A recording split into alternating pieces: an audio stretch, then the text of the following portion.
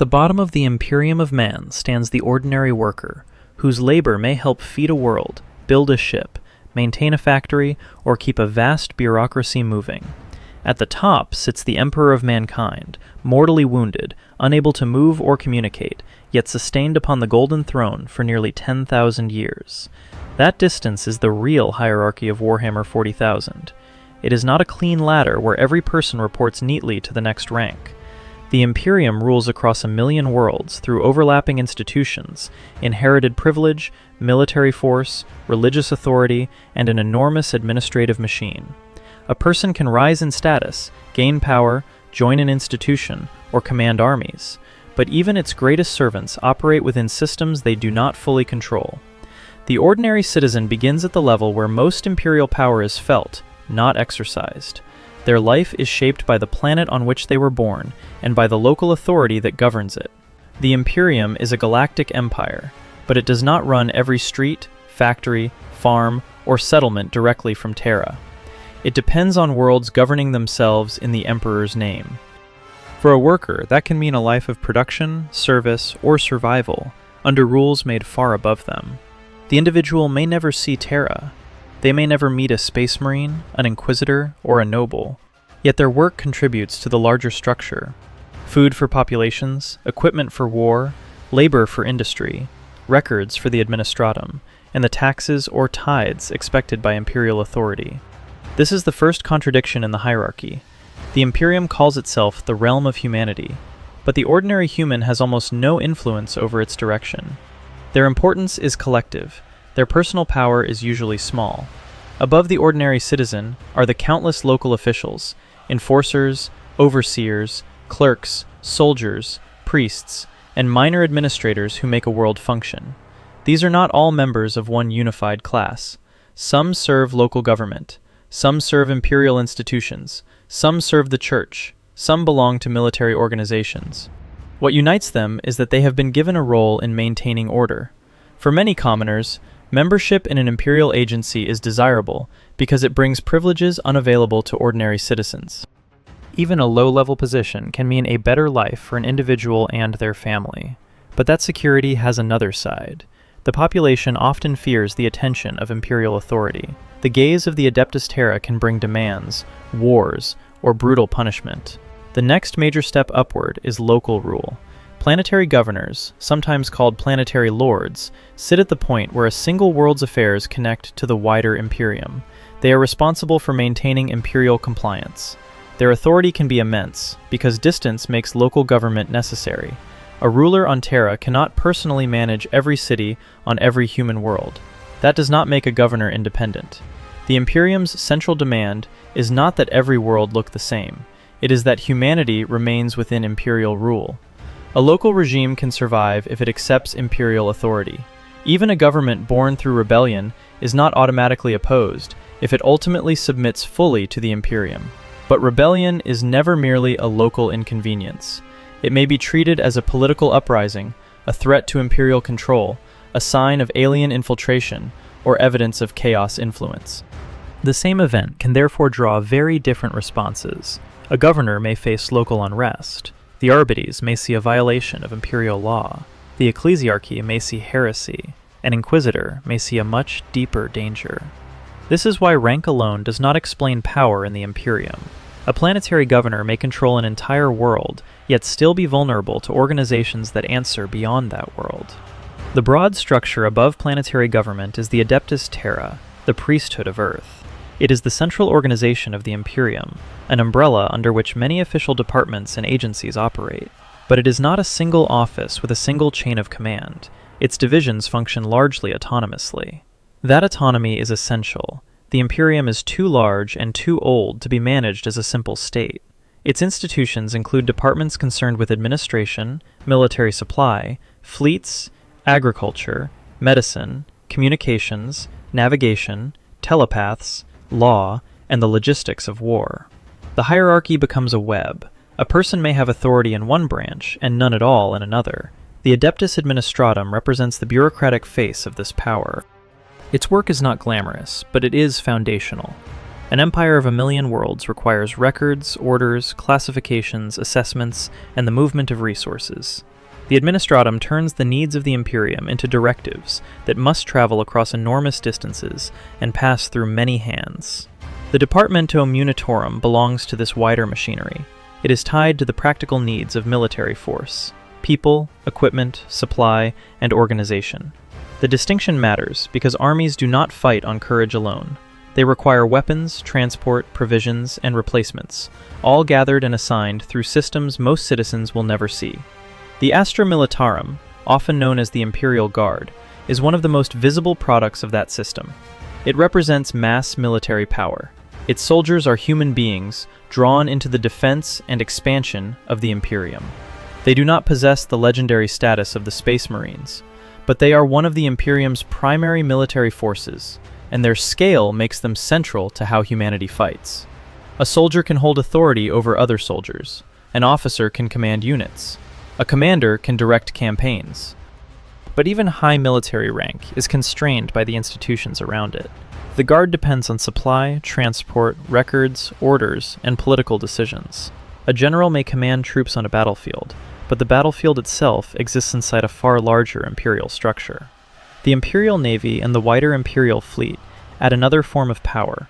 In a galactic empire, worlds cannot be defended, reinforced, taxed, or connected without ships. The Navy is therefore not simply another military branch. It is part of the infrastructure that makes the Imperium possible. Alongside these institutions stands the Navis Nobilitae. Its place within the imperial structure shows how dependent the Imperium is on specialized and necessary functions. Power does not belong only to people with armies. It also belongs to institutions that make interstellar rule possible.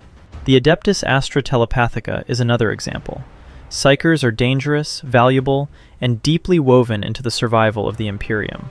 The Imperium faces threats from rogue psychers, mutation, cults, rebellion, alien enemies, and the forces of chaos. It also relies on psychic humanity for vital functions at its highest level. That reaches its most severe expression on Terra. The Emperor remains on the Golden Throne through his own undying will and through the sacrifice of psychers. His psychic power sustains the Astronomicon, a beacon that reaches across the Imperium. The same ruler worshipped by numberless masses is therefore also bound to a continuous system of sacrifice and maintenance. The hierarchy rises, but it does not become simpler. The Adeptus Arbites occupies a different position from ordinary local law enforcement. It is one of the Imperium's primary internal security forces. Its concern is not merely the daily peace of a particular city or world. It represents imperial authority where the Imperium itself has an interest. This means local rulers do not possess the final word simply because they rule locally. Then there is the Ecclesiarchy, the Imperial Church. It is not formally part of the Adeptus Terra, but it is one of the most powerful and influential organizations in humanity. Its power comes from the imperial cult, the state religion under imperial law. The imperial cult teaches that the emperor is a god and the master of mankind. Forms of worship can differ from world to world, but the shared belief is what matters. The Church helps bind humanity together through common worship and loyalty to the Imperium. This gives the Ecclesiarchy a form of authority that no administrator can fully replace. A governor may command a world, a general may command troops, a bureaucrat may control records and supplies, but the Church speaks to the legitimacy of the whole order. Deviation from the imperial cult is classified as heresy and punishable by death. There is, however, a major exception. The cult Mechanicus, the religion associated with the Adeptus Mechanicus, is tolerated under an ancient arrangement known as the Treaty of Olympus. The Mechanicus reveres the machine and worships the Emperor as the Omnissiah, the divine avatar of the machine god. The Adeptus Mechanicus is therefore both inside and outside the conventional hierarchy. It is a vast imperial partner, rather than merely another department. It is not formally part of the Adeptus Terra. Its faith is distinct from that of the Ecclesiarchy. Yet its connection to the Imperium is indispensable, because the Imperium relies on machines, factories, scientific knowledge, and technological power. Its military forces include the Legiones Scitari. It is also associated with the Collegia Titanica, which fields Titans, and with other Martian military traditions. These organizations make the Mechanicus one of the great pillars of imperial power. A governor may command a planet, a high official may issue orders, but the ability to sustain technological civilization and deploy enormous war machines gives the Mechanicus influence that cannot be measured by a simple title. The Ecclesiarchy and the Mechanicus reveal a central truth about the Imperium. It is not ruled by one bureaucracy alone. It is held together by powerful institutions, all ultimately arranged around the Emperor. The Space Marines, or Adeptus Astartes, complicate the picture further. They are among the Imperium's primary military forces, yet they are only loosely affiliated with the Adeptus Terra. They are not ordinary soldiers, and do not fit easily into the normal bureaucracy. Their place in the hierarchy is defined less by administrative rank than by extraordinary military status. Historically, the Emperor used the Space Marine legions during the Great Crusade, a campaign lasting about 2 centuries. Led by the Primarchs, these forces helped bring thousands of human worlds into compliance with Imperial rule or destroy them. The choice presented to human civilizations was stark: submit to the new order or die. Civilizations that had endured alongside non-human allies were told to abandon those alliances or face extermination beside them. That history matters because it shows what the hierarchy was built to do. It was not designed as a peaceful civil service. It emerged from war, expansion, coercion, and the determination to unite humanity under one authority. The Custodes occupy an even more exceptional position. The Adeptus Custodes are listed among the Imperium's primary internal security forces and stand close to the center of imperial power. Their authority comes from that exceptional position, rather than mass numbers or local jurisdiction. The Sisters of Silence are also part of this high and unusual level of imperial service. They appear among the organizations connected to Terra and among the Imperium's security forces.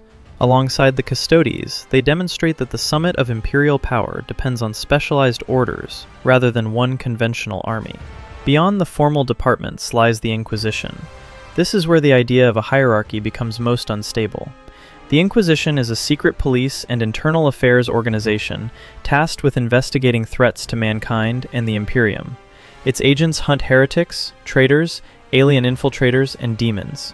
Its role requires it to act beyond the authority of the Adeptus Terra, because it must investigate corruption and gross incompetence within the Imperium itself. An inquisitor does not stand neatly beneath a governor, a military commander, or a church official. The Inquisition answers only to the Emperor and to itself. In practical terms, that makes it one of the most feared powers in the setting. Its great divisions reflect the threats the Imperium fears most. The Ordo Hereticus confronts the threat within: heresy and internal corruption. The Ordo Xenos confronts the threat without: alien influence and alien enemies. The Ordo Malleus confronts the threat beyond: chaos and demonic danger. These divisions explain why even powerful imperial figures can be insecure. A governor may be accused of rebellion, a priest may be accused of heresy, a commander may be suspected of treachery. A world may appear loyal until an investigation finds something beneath its surface. The Inquisition's existence means that official status is never complete protection. Still, the Inquisition is not the visible government of the Imperium. It does not replace the bureaucracy, the church, the military, or planetary rule. It intervenes where it believes the survival of humanity is at stake. That makes it powerful, but it also shows the Imperium's deepest anxiety. The enemy may come from outside, from within, or from beyond ordinary reality. Above these bodies stands the Senatorum Imperialis, the governing body of the Imperium. This is the high political summit where the Empire's greatest institutions are represented and directed. In the present era, the head of government is the Imperial Regent, Robute Guilliman. The title matters because the Emperor is still the head of state, but he cannot rule through ordinary speech, movement, or daily decisions. The Imperium therefore requires living rulers and institutions to govern in his name. The Regent occupies the practical political space beneath the Emperor, while the Senatorum Imperialis represents the ruling machinery of the Empire. Yet even this summit is not absolute in the ordinary sense. The Ecclesiarchy stands outside the Adeptus Terra. The Adeptus Mechanicus stands outside it as well. The Inquisition answers only to the Emperor and itself. The Space Marines remain loosely affiliated. The highest government must operate among institutions that have their own traditions, forces, beliefs, and sources of power. So who is truly above whom? For daily administration, the answer may be a superior clerk, local official, planetary governor, or high Adeptus Terra authority. In war, it may be a military commander, fleet officer, or one of the great military organizations. In spiritual life, the ecclesiarchy claims the authority of the imperial cult. In technological matters, the mechanicus possesses influence no ordinary bureaucrat can duplicate. In a crisis of corruption, mutation, alien infiltration, or chaos, an inquisitor can stand above them all. But all of these powers exist beneath the emperor of mankind. The emperor founded the Imperium at the end of the Age of Strife, after humanity had endured a long period of anarchy, war, and regression. He unified Terra through the Unification Wars, secured Luna and Mars, and began the Great Crusade as warp storms subsided. His rule created the framework from which the later Imperium grew. Then came the Horus Heresy. Horus led traitor forces in a direct attack on Terra. In the final battle, Horus was slain, and the rebellion broke apart. But the Emperor was mortally wounded. He was placed upon the Golden Throne according to his instructions. There he has remained for nearly 10,000 years, physically incapable of movement or communication, while his psychic will reaches across the Imperium. He sustains the Astronomicon, endures through the sacrifice of psychers, and is worshipped as a god by numberless human beings. That is the final contradiction of the hierarchy. The highest ruler is also its most dependent figure. The Emperor is the center of the Imperium's religion, legitimacy, and psychic survival, but he cannot personally govern its ordinary affairs. Those affairs are carried out by governors, priests, soldiers, clerks, navigators, technologists, judges, secret investigators, and regents. From the worker to the governor, from the governor to the vast institutions of Terra, from the high lords of the Imperium to the organizations that stand partly outside their authority, every layer exists because the Emperor cannot rule a million worlds alone. The Imperium is not simply a pyramid with the Emperor at its peak. It is an empire built around an absent ruler, whose continued existence remains necessary to every level beneath him.